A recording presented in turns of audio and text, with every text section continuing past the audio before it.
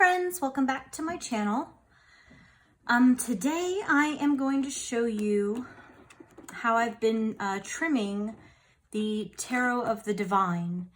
And since my editing skills are kind of terrible, I went ahead and actually trimmed quite a bit of the deck.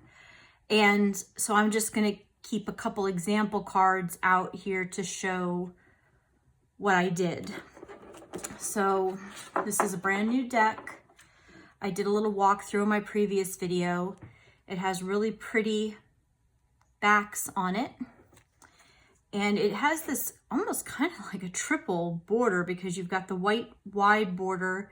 You've got this colored border that matches the artwork. It's part of the artwork. And then you have this thinner white inner border line. And so it'll be up to you if you're going to trim this deck to decide how you want to account for that. If you want to take off just the wide outer border, or if you want to take off this inner line, or if you want to take it all the way down to the actual art frame inside this inner white border, skinny white border. So I'm just not a big fan of borders on cards like at all. I don't like them at all, even skinny ones generally.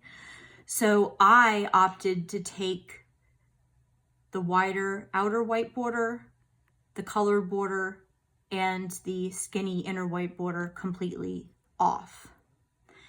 And that, you know, obviously that's going to impact how much you keep or lose of the back edges as well.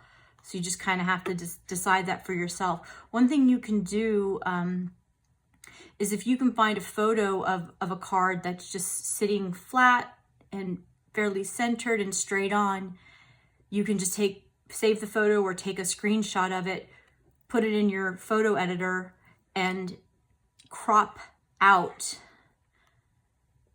one border, save it, see what it looks like, how do you like it. If you want to take more, then you can take off the next border with your editing software. So you can preview. That's what I did with this deck. I was messing around with it last night to try to figure out if keeping this outer colored border, this middle colored border would look better or look good at all. And I didn't think it did, but I did mess around with that last night just in the editing software and taking off a little bit more at a time till I kind of got it where I wanted it to be. So this deck, I did go through and look at the borders on the sides, the borders on the top, other side, and the bottom, just to make sure that the border size was fairly consistent from card to card to card, because that will make a big difference in, you know, how you trim them. And I didn't really find inconsistencies. These borders are fairly even all the way around, and they're pretty even from card to card. But that's just kind of little pre-work I do before I start trimming decks. And I'm using my larger guillotine cutter today because this is a thicker cardstock, and as much as I love my little trimmer, it doesn't seem to like the thicker cardstocks as much. It's a heck of a lot easier to use because this thing is gigantic and it's just, you know, it's a little harder to film. But, you know, it's just kind of one of those things. This one worked better for me, I think, for this type of cardstock. So I've gone through and I've marked off my card sizes that I want to use. I go through and I mark the bottom, the top, the right, and the left. And then I'll go through and just like this, I will cut all the bottoms, all the tops, all the right, and all the left, except for these last cards, which are the example cards. So,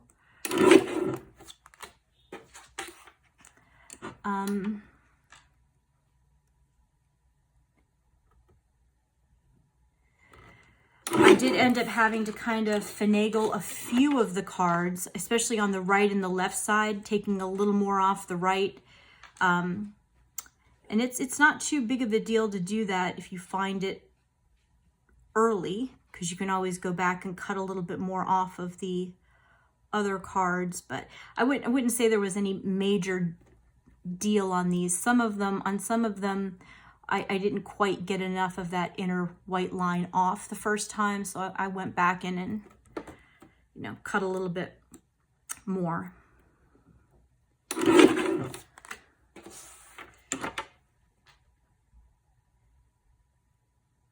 Hopefully you were able to check out my walkthrough and unboxing of this deck, because it's fantastic.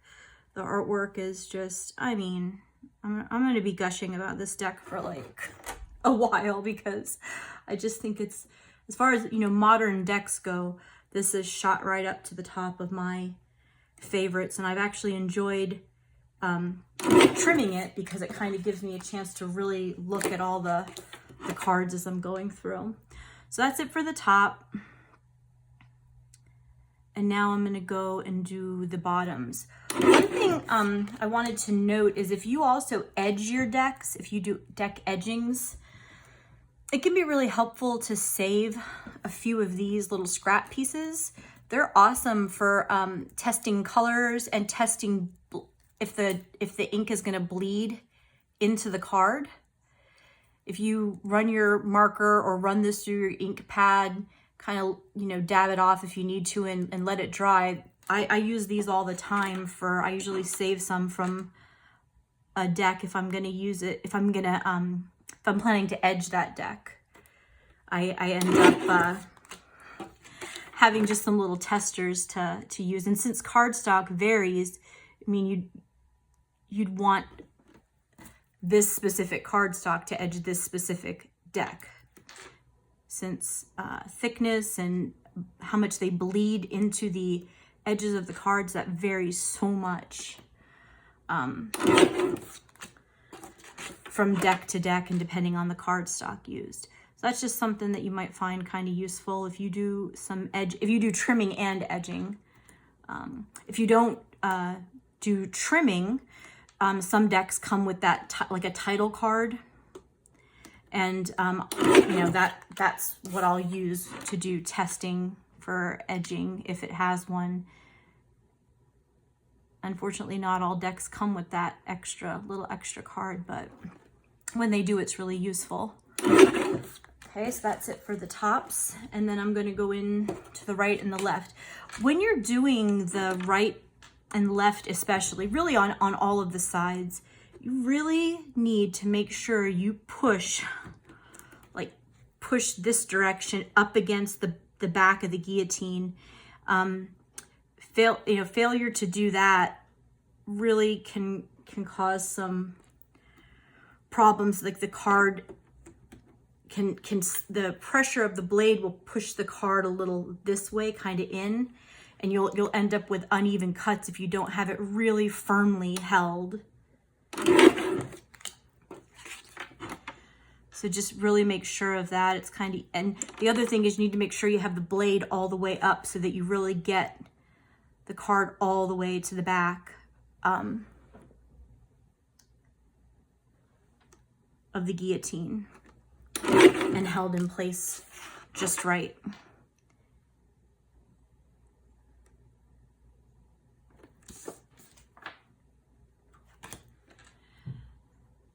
And then the other thing I do fairly often, probably every 5 or 6 cards, you know, when I'm going through and doing the whole deck, is I'll take them, stack them up together and check and make sure I haven't made any miscuts along the way. So I'll take them like this.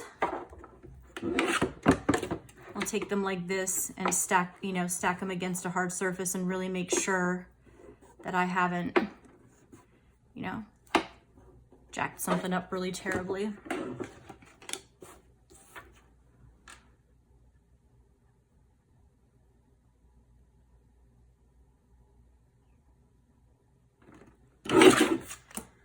One thing also I'll mention on this this deck is that these little kind of spiral loopy parts, they're not, when I did my measurements, they didn't end up being perfectly centered. You can see there's a little more taken off on this side than the other side. Now that doesn't really bother me too much, but if you are a perfectionist, you might want to consider, using extra care in your right and left measurements when you do your cards to really make sure that you have those all the way in there.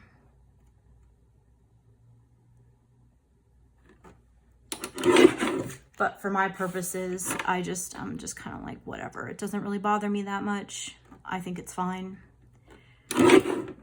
So it's going to be kind of a matter of, personal preference. Now I can get rid of the giant guillotine cutter.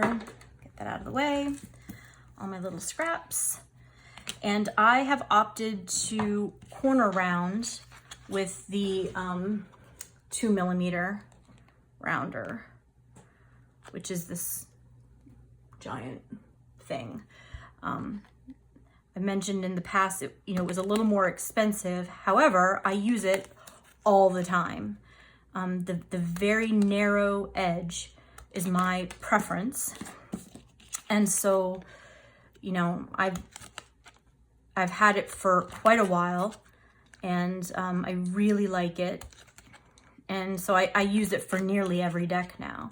So it's I think at this point, I kind of feel like, even though I spent a little more initially, it's kind of paid for itself.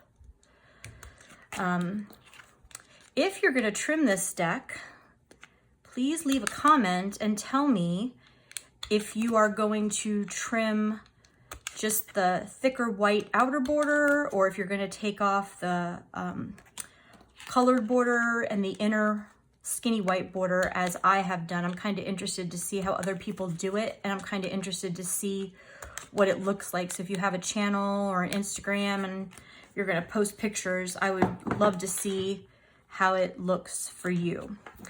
So let me show you the rest of the deck, all ready to go. I haven't sanded the edges. I will go over these with a little bit of sandpaper, but I'm probably not going to do it right now. This is I got a pretty even, that's Miss Luna. I had a pretty even cut, pretty happy with it. It does need to be neatened up a little bit with the sandpaper, but overall it's, it's pretty good. It's in pretty good shape. And I might have, one or two cards here that kind of need a little bit of extra. In fact, I'm going to pull those out because I see a couple there that need a little bit of, might need a little extra trim. But overall, it's pretty good. Pretty happy with it.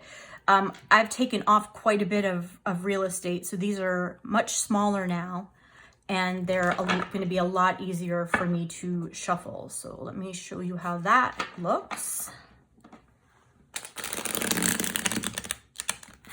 It's pretty perfect. If you do your guillotine cuts neatly, you can get a really nice rifle shuffle after trimming. And I'm going to show, got little bits of stuff everywhere, but I'll show some of these cards just so you can see how beautiful they are once they are trimmed. Not that they aren't beautiful before, but I just really, really prefer my cards with no border. So there's just a kind of a few, like a selection. I'm going to be posting these all over my Instagram because I'm going to be using these for daily draws for a while, I think. So you should be able to see a lot more of the cards trimmed over on my Insta if you are interested in that. I also want to show you the backs and how those turned out in a little more. So some of the backs still have a little bit of this blue line, and some of them have a little more of the blue line on the bottom than they do on the top.